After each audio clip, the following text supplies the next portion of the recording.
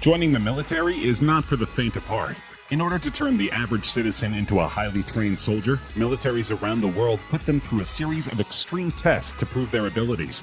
But many of these tests are truly intimidating.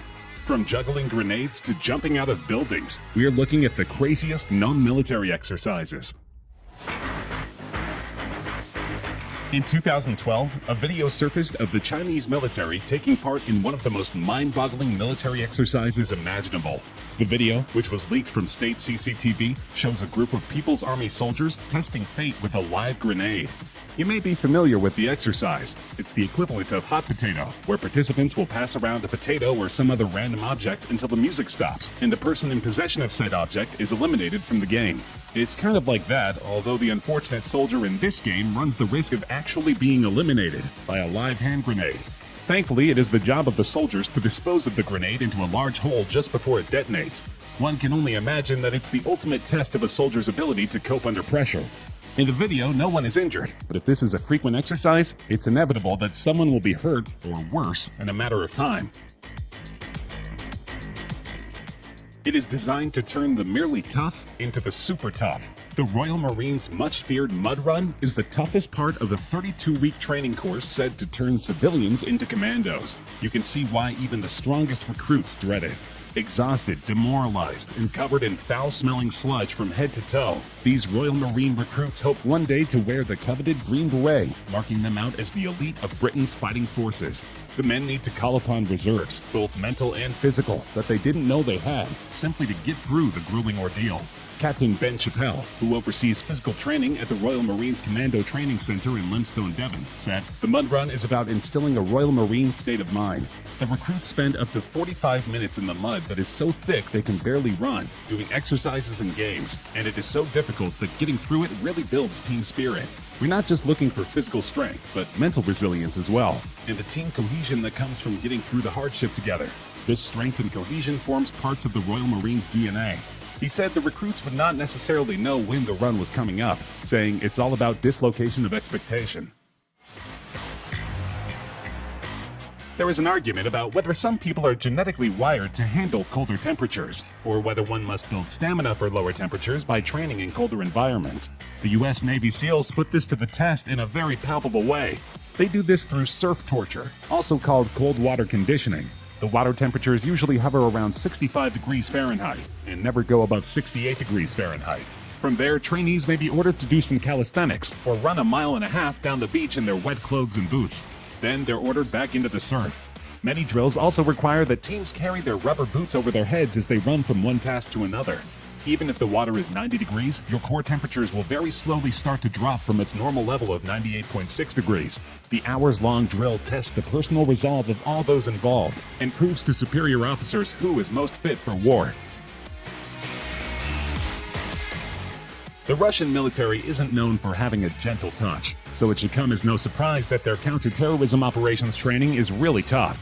But just how tough is borderline insane? Russia's Federal Security Service, called the FSB, and successor to the KGB, shoots their agents center mass to give them confidence in a terrorist-controlled situation where bullets might be flying by their heads. The trainees, wearing body armor, absorb a few rounds before firing shots back at the target. In a video, the man in front of the target is Andre, an FSB operator, who doesn't flinch as 3 rounds zing by his head. They are forced to stand motionless, and then they wait for someone to casually walk past them, but then suddenly draw a pistol and shoot them repeatedly in the chest. After taking these hits, they are to return fire, and they have to aim just inches away from the attacker's unprotected face. In a second drill, the trainee is given multiple cardboard targets to shoot, but while he does so, he is pushed and shoved by trainers, who yell in his ear, while guns fire immediately adjacent to his ears. These are all supposed to simulate distractions on the battlefield and enhance the trainee's focus in stressful situations. Cobra Gold is one of the Indo-Pacific's largest multinational exercises. It's also the one where U.S. troops drink cobra blood. The exercise includes events such as an amphibious assault demonstration, landmine destruction, and a combined arms live-fire exercise. But probably the most photographed event is the jungle survival training, during which Thai instructors share with the Americans their knowledge of life-sustaining jungle sources of food and water, plants, insects, and, of course, cobra blood. For instance, some plants can be a good source of water, and there are a lot of different fruits available for consumption. But when those options aren't available, Marines can also eat geckos, gibbons, and even scorpions. Then, of course, there is one of the most iconic aspects of the Cobra Gold jungle survival training: drinking cobra blood. Royal Thai Marine instructors showed the troops how drinking the blood from a cobra can help them stay alive if there is no drinkable water, and can also provide essential nutrition. The pictures show the Marines with their heads tilted back and sticking out their tongues as the instructor drips the blood down their throats. It's not for the squeamish, and even some hardened Marines appear to have their eyes tightly shut as they get their taste of the cobra blood. In contrast, others seemed keen to have a drink of the blood of the deadly serpent. According to Marines who have taken part in exercises in the past, the cobra blood tastes fishy. Belarus is not known for its human rights or its progressive politics. Many people consider it to be the last remaining dictatorship in Europe. And of course, to keep the dictatorship in power, the government needs an extremely fearsome military. In addition to training for chemical warfare with gas masks and protective equipment, the Belarusian Special Forces are required to undergo an obstacle course that is covered in flames. Nicknamed the Fire Walk, this exercise requires the soldiers to complete a 10K run with occasional bits of fire interspersed across the course. Sometimes they will need to walk through the fire, and other times they need to scale walls covered in flames. The Special Forces are undoubtedly an imposing unit.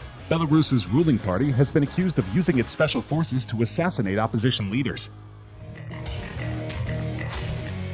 Taiwan's Marine Corps' Road to Heaven is the final stage of a grueling 10-week amphibious training program. In order to become frogmen, candidates must crawl 164 feet over jagged, porous coral rocks in a pair of shorts. The Road to Heaven starts with a hard fall from standing to planking position. The fall looks to be tough on the elbows, but immediately after, the recruits begin to crawl through the sharp rocks on the points of their knees and elbows. In some ways, the training simulates a landing on a rocky beach, but it appears to function mainly as a test in which the trainees must will themselves to conquer pain. The path has 10 stopping points, and at each one, the recruits must stop and perform an exercise. As they make their way, instructors pour salt water on them to exacerbate the pain of their open wounds. Friends and family of the trainees are encouraged to attend in order to make the soldiers more self-conscious. At the end of the long, rough road, they finally earn their place among the most elite soldiers in Taiwan. Back in 2012, 2 videos surfaced on the internet. The first showed Chinese soldiers breaking bricks with their heads for training. The second one similarly showed the South Korean army breaking concrete with their heads. Many believe this is merely to show the strength of the People's Liberation Army. If combat were simply a matter of showmanship, then the PLA would be near invincible. But military officials are acknowledging that such displays have few practical applications, and are reconsidering the amount of time that troops spend on such training. The shift is a small but symbolically important part of China's broader effort to modernize its military. Going to war isn't a performance, Zhang Aijun, commander of a Special Operations Brigade in Beijing, told PLA Daily, the official newspaper of the Chinese military.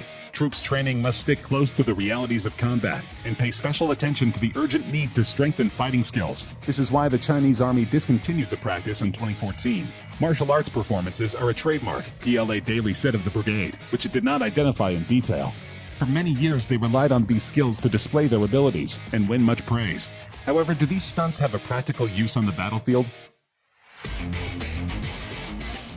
Both U.S. and South Korean soldiers took part in an impressive cold weather training drill in 2017.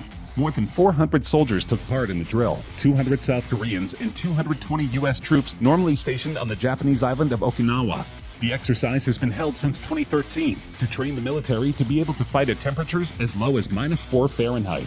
More choreographed than tactical, the troops perform for a horde of media, which at times seem to outnumber the North Carolina-based Marines and their Korean counterparts during this annual photo op. An environment like this is unforgiving, said Captain Thomas Rigby, 33, of Company A, 1st Battalion, 8th Marines. The company commander from Red Bank, New Jersey, said his Marines used the harsh locale to focus on cold weather squad tactics and decision-making skills. Rigby said historic fights like the Korean War's Battle of Chosin Reservoir, in which Marines fought off and escaped a massive Chinese assault in 1950, have cemented the service's can-do, go-anywhere attitude. We're a jack of all trades, he said. We fancy ourselves to be able to fight in any climate and place. The idea is to acclimate soldiers to any intense conditions they may find themselves in.